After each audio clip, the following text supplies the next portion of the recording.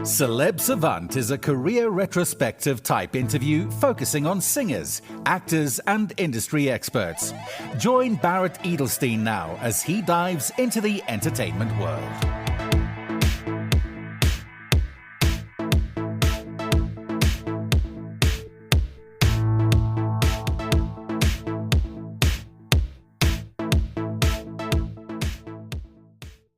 Sinead O'Carroll, Kiwi Lynch, Adele Lynch, and Lindsay Armaou are the band Bewitched.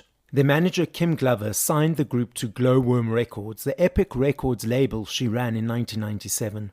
The label's co-head, Ray Hedges, produced all of Bewitched releases. The band released their debut single, C'est la vie, in 1998, allowing the band to become the youngest girl group to have a number one in the UK at the time. Following its release in the United States, the song went to number 9 on the Billboard Hot 100. Subsequent singles Rollercoaster, To You I Belong, and Blame It on the Weatherman also topped the UK chart. Their self-titled debut album, released in 1998, reached number 3 on the UK albums chart and was certified 2 times platinum in the UK.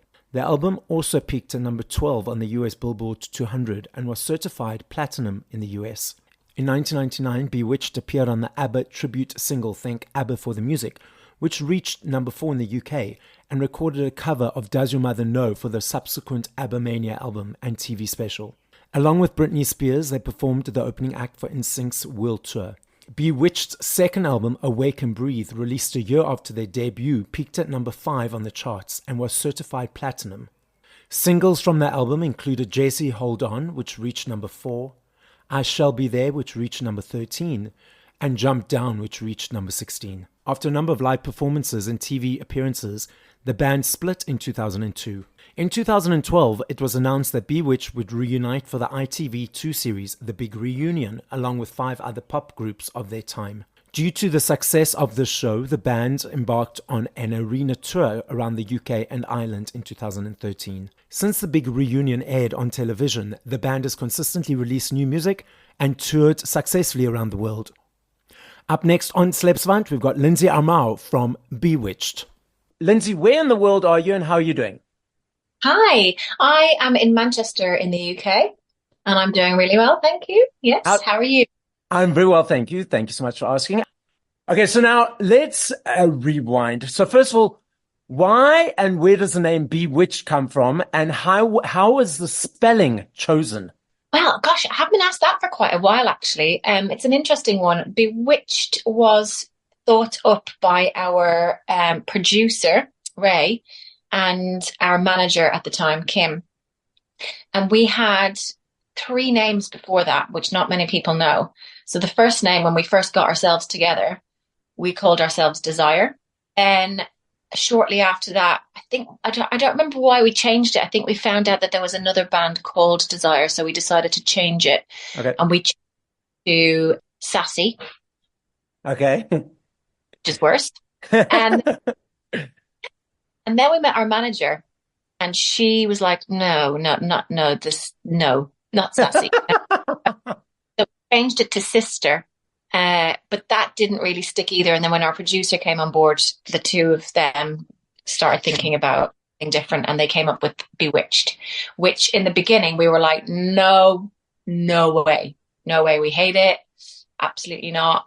And they were like, no, it's really good, it's fresh, and it's got lots of magic kind of element to it, which we can play with, and all the rest of it. So we were like, oh, okay, so Bewitched it was. But obviously now it's like, well, we wouldn't be anything else, would we? So how long did it take for you guys to actually like the name? I don't remember, probably like a few weeks or something. We got used to it, we got our heads around it, and then after that, when people start recognizing you as that, that's it. It's why the spelling B*W capitals and then the rest? Why was that? I think it was something to do with the TV show. So yes. Switched, so we couldn't use that exact word as it was, so we had to change it up. Oh, that makes sense. Okay, now let's rewind. Lindsay's story specifically. At what age did you think, cool, you want to be in this creative, this entertainment world? whether it was a Yeah. child or a teenager. And then how did that lead you to meeting the rest of the ladies from Bewitched? And let's dive into your story. I was always into music, so I started learning the piano at the age of 6, and then I picked up the guitar when I was about 13. And at that point, I mean, I always used to make up music on the piano. Like, I used to have my sheet music in front of me that I was supposed to practice. And then I used to do that for like 5 minutes, and then I'd be like, right, now I want to just make up a tune. So I would just compose music on the piano from a very young age.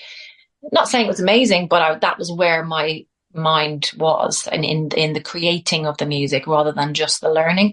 And then when I picked up the guitar at about the age of 13, then I started writing songs with, lyrics, and I started to sing as well. And then I think all through my teenage years, I loved music, and I think I always dreamed in my mind that I would have a career in music. But I think in that era, it was kind of seen as a hobby and not a career and not a job. So there was never really any kind of opportunities really presented to me in terms of, oh, you could study production, or you could study, musical theatre, or you could study this or the other. So it was kind of like the natural thing for me throughout high school was to be geared towards doing something business related after school. It was either, in my school, it was either you do medicine or you do law or you do business. And I was like, I don't want to do law. Okay, I'll do business. It covers a lot of things. So I applied to Trinity College in Dublin, which is one of the best universities in Ireland. And I got a place in that university to study business. But I felt at the time like I wanted to take a year out in between the end of school and university. So I wanted to either travel or just explore music and just see if I could get a record deal or if I could do some gigs or whatever. And it was in that year that a mutual friend introduced me to the other 3 girls, and they had already formed a band, but they were looking for a 4th member. And this mutual friend introduced us, and he had said to them, I think I found your girl. And then he said to me, I know you're into music, but have you ever thought of being in a band with other girls? And I was like, I could think about that. That might be cool. So he told me a bit about them, and then I was like, oh, that sounds cool. And he was like, they're really talented. And then he was obviously saying the same thing to them about me. So anyway, we arranged this meetup, and it was so funny because, you would think of it as a bit of an audition really, but it was so relaxed. It was like, I arrived in my tracksuit and my hair gelled back. I had short hair at the time, and I had a cassette of some songs that I'd written, and I just, recorded them on my dictaphone. And they were there. Kiwi and Adele were there first, and they had the same on as me. They had tracksuits on and their back. And it was like, oh, hi. It was all so innocent and naive. And I was like, these are my songs. And they played it. They were like, oh, they're really nice. And, you got a nice voice or whatever. And then Sinead arrived like a few minutes later, and she was dressed slightly differently. So I didn't really know it was her to begin with, because she was like in her little mini dress, little mini skirt, a yellow mini skirt with white tights and black patent leather shoes. Oh, She's wow. gonna kill. Her hair kind of glamorous. And then she walked in, and I was like, who's that? But she was so lovely. She was like, hi. Anyway, they were like, this is Sinead. I was like, oh, okay. Very different from us, but yeah, cool. So anyway, that was funny. But that was our first meet. And then at the end of that meeting, they just said, do you want to be in the band? And I was like, yeah. And that was the beginning. So very, very naive and very innocent. And it kind of, it was weird. The way you just think sometimes things just happen, and for a reason, and the stars just align. And, even the fact that I took a year out, it wasn't really the done thing amongst my friends. Nobody else was doing that. And I was like, no, I want to take a year out, because I felt like I really needed to give the music passion in me a chance before diving into a career and a world that I didn't really know if I wanted to do, in all honesty.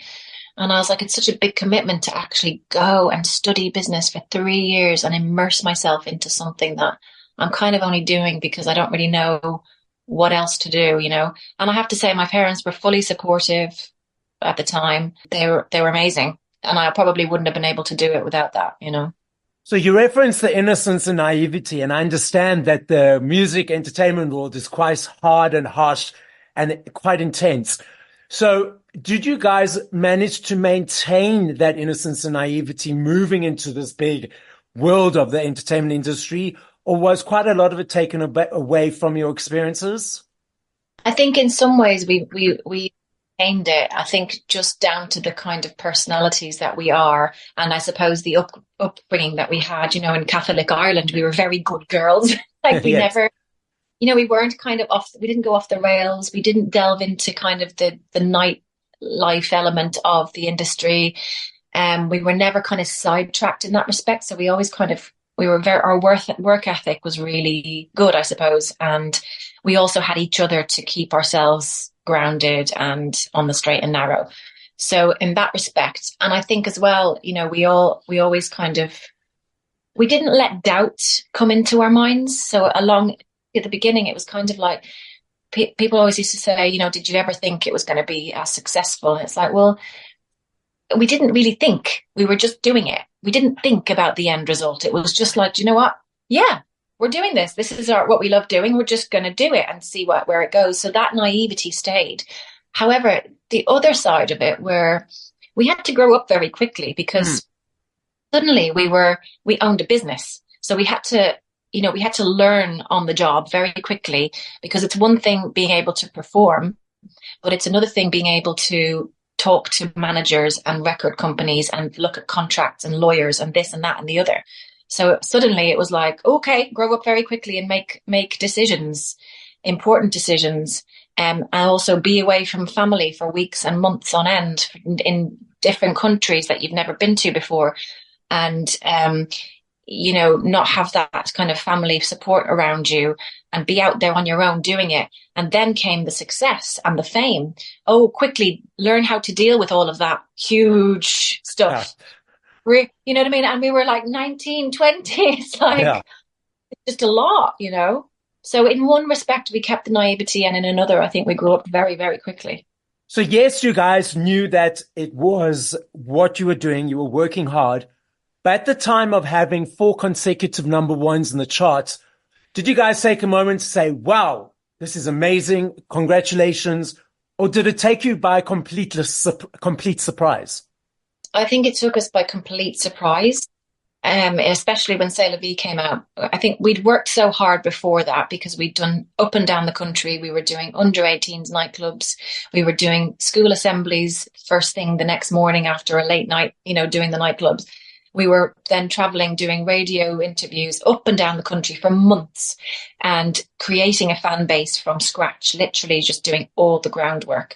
So when the record company gave us a date for release, it wasn't like now where you can gauge the reaction with social media. Yes. And there's a little bit of a feedback straight away. Whereas back then it was all very unknown. And until you actually found out what the midweek chart position was, you had no clue who was buying it, how many people wanted it, who was playing it, this, that. You basically, it was like in the dark. I have no idea it's there, but who knows what's happening, you know? So when we got the midweek position, which is on a Wednesday, we were in a producer's studio at the time, and he took the call, and he was poker face. And we were literally like, yeah, waiting for him to get off the phone. And he was like, okay, all right, thank you. Bye-bye. Put the phone down, and he went, number one. What? So it was a complete shock. And I think from that point, things just got so crazy. It was like, right, all European territories were calling us. They wanted us to go and do promo in all the different territories. Then after that, it was, right, now we need to release the second single and come back. We need to do the video. We need to do this. And then it was that. And it was like a conveyor belt. Suddenly it was like you're on this roller coaster, excuse the pun, that you can't get off. Like it's going. So in some respects, I don't think we did actually get to pat ourselves on the back. I don't think we actually ever got to slow down and go, oh my God, we've done it. Like, you know, like just keep going. Keep the momentum going, because people kept saying, you're only as successful as your last single. You've got to keep it up now. You've got to, the pressure is on to maintain this level of success. And that was the tricky part, because suddenly you've got it, but then it's like the pressure is there to keep it. So there was that. And then, of course, we decided to go and try and crack the American market. And that was a huge, huge undertaking, because you have to spend a lot of time out there. It's a huge territory. And we spent about 18 months there. So again, it was a long time away from home, you know, so it was a big task, but we managed it as well. So yeah, it was a crazy time, crazy time.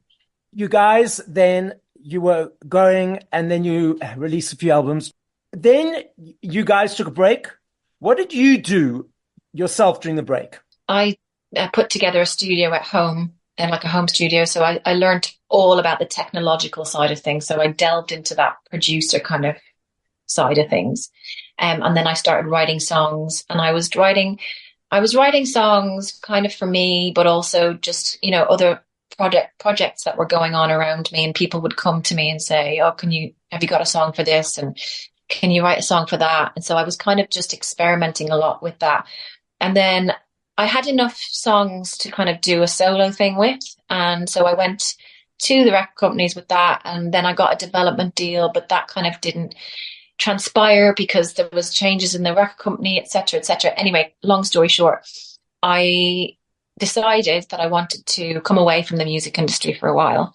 And I went and I studied acting for 2 years, which I loved, was a huge kind of learning curve for me on a personal level as well, because, well, acting is kind of the study of human condition and human mind. So it was kind of like 2 years of therapy in a way. Yeah. So it was like, oh, that's who I am, and that's why I do.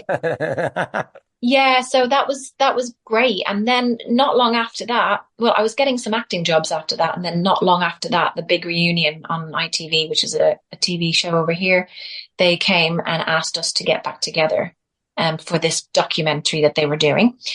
So we were like, oh God, we haven't been a band for 12 years now at this stage. That's a long break. Do we do it? Is it going to be good? Is it going to be disastrous? What should we do? In the end, we decided to do it, and it was successful. The documentary was huge, and then we did a tour afterwards as well with all the bands that were on it together. Yeah. And then we decided to just keep gigging after that. So we have been together doing live shows since 2012, which is bizarre because we're actually together longer, way longer this time than we initially. Bonkers. So yeah, so that's what we've been doing. So I saw you guys when you were in South Africa at the Sandton Square. I actually was there in the audience, and I was there for, you guys did the sound check, and I came running backstage, and I had pictures.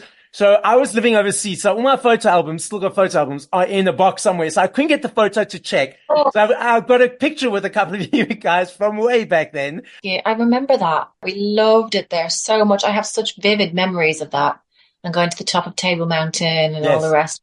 So beautiful. So just putting it out there that you guys must come visit again. But I'd love to. What do you enjoy about performing live? I enjoy the audience. Obviously I enjoy performing, but yeah. I think from the experience that you have every time you go on stage, every experience is different. And that is because of the audience. Every audience is different. So it's almost like you feed off each other. And it's like a communal kind of experience, if you like. But that's the thing for me. So that dictates to me whether I have a good gig or not. If I come off stage, I'm like, oh my God, that audience was amazing. And you can just feel it from them. They're either really into it and enjoying themselves and in the moment, or maybe they're kind of a bit like, not in the moment and distracted, or kind of just maybe just watching, you know what I mean? But usually it's the audience and the energy that comes from them. That's what I love. Okay, so I've got a point of discussion around this. I always ask all my artists, and I love to hear every person's response to this. Yeah. So I'm normally that guy that's right up in front. I'm dancing, I'm jamming, I'm doing my thing. I'll take my cell phone out for one or two songs, or so at least one or two photos, a couple of videos, and I put my cell phone away. I notice a lot of people around me are posting, videoing, tweeting for a lot of period of time. And you referenced being in the moment and the energy. Do you not find that aspect of it, of the being on the phones, takes away from being in the moment and the energy, or it's just where society is at the moment? A bit of both, I think. I have to agree with you. I personally, when I'm at something, whatever it may be, I either forget to take my phone out and take photos, which then afterwards I'm like, oh, I didn't take any photos. I didn't. Oh, you know what I mean? Or I'll remember, but I'll do it for like a few minutes. And then I'm like, right, now I want to just be here and experience it, because otherwise you're experiencing something through your device. Yes. And even like things like, you know, my kids' kind of school concerts and stuff sometimes. And I always think I must take some footage to send to, you know, people, the grandparents and all, just to show people. And then I'll find myself just being like so mesmerized. I'm like, oh, my phone. Like I take it seconds, and then I'm like, right, I'm putting it away now, because I just want to be there. I find it hard to understand how people don't want to just be there in the moment and just watch. So I do agree with you on that. However, it is part of society, isn't it? And it's kind of like anything, I think, with how technology moves on. You either resist it or you embrace it, and it's tricky. It's tricky because you do have to find the balance. I have to say, you know, in recent gigs, I don't feel like I notice it. I don't feel like I notice it at our gigs. Maybe it's different at different concerts, but at our gigs, I think maybe that's because our audience are kind of our age, and so we have that sense of the before and the after the social media. I think the younger generation are so brought up in that environment that to them it's just second nature. That's just how life is for them. So they don't really know otherwise. That's what they do. They're like, oh, I'm here, you know, look, I'm here. Yes. Yeah. But for us, our audiences tend to be our age. And so they don't have their phones out. You might see people taking a few pictures and a few videos. And then afterwards, they're always like, oh, can we get a selfie and stuff? And that's fine. But yes, I think it's the generational difference. Exactly. Nostalgia is a key thing that's happening in entertainment. Like, you know, movies, reboots of all these shows, and movies like Beetlejuice 2 is coming out from where the first one came out in the 80s. But also we noticed that a lot of nostalgia around music from the 80s and 90s. You had these rewind festivals, these 90s shows that all ages are going to. I mean, I've been to a few, and it's a lot of the young people as well. What are your thoughts around why it is so relevant and prevalent in entertainment and society these days? I think we maybe touched on it a little bit with the whole kind of technological side, because I feel the 90s was possibly the last era before the technological thing all just went crazy and the smartphones came out and everything else. And I think the 90s was such a time for people who, that remember it with such nostalgia. I think everything seemed optimistic in the 90s. That's such a weird thing to say, but I feel like there was a sense of optimism, and people missed that. Like the music was so good. There was so many different pop acts and bands that people could just find escapism in, and the music, and just kind of feel a little bit carefree, and then movies were great. You know, you had Friends, you know, it was a good time. I think it was a good time. And the 80s as well. Like, I think I was maybe a little bit young to remember that as much, but you know, it's the same sort of thing. It's just that feeling of nostalgia for a certain time in your life. I think things changed a lot in the 2000s. And I think a lot of that is down to the technological side of things. You know, I think people have had to really adapt. And then, as I say, this new generation have been kind of raised with it. So it's just a very different era. Very different. So another discussion point that I like to have. As mentioned before, I love me a CD. I still budget for my CDs every month. I love the aesthetic of holding. I love the journey of the choice, the receiving, the unpacking, the playing from songs 1 to whatever number.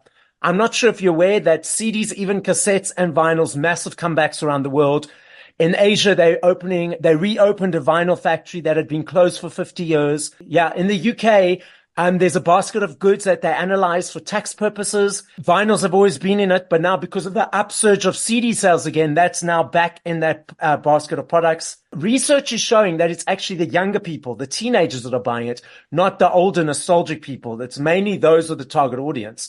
But then we've also got these streaming platforms that people consume music on. What are your observations of the landscape at the moment? It's interesting. I feel like I am kind of learning about the landscape at the moment, because we've just recently released some new music. Yes.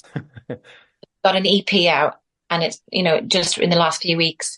And it's so very different now to how it was back then in terms of releasing music. Obviously now it's all digital. And like you say, I do hear of the physical side of it coming back. But for us, our release was digital, and the record company was like, no, it's all digital. And we were like, oh, so how long is the promo campaign beforehand? We're used to at least a 6-week kind of lead up promo and stuff. Oh no, don't worry. We just, a week or two of social media stuff. It's like, okay, I have to leave your house. Really, you can do it from remotely. It's just like, oh gosh, it's so different, so different.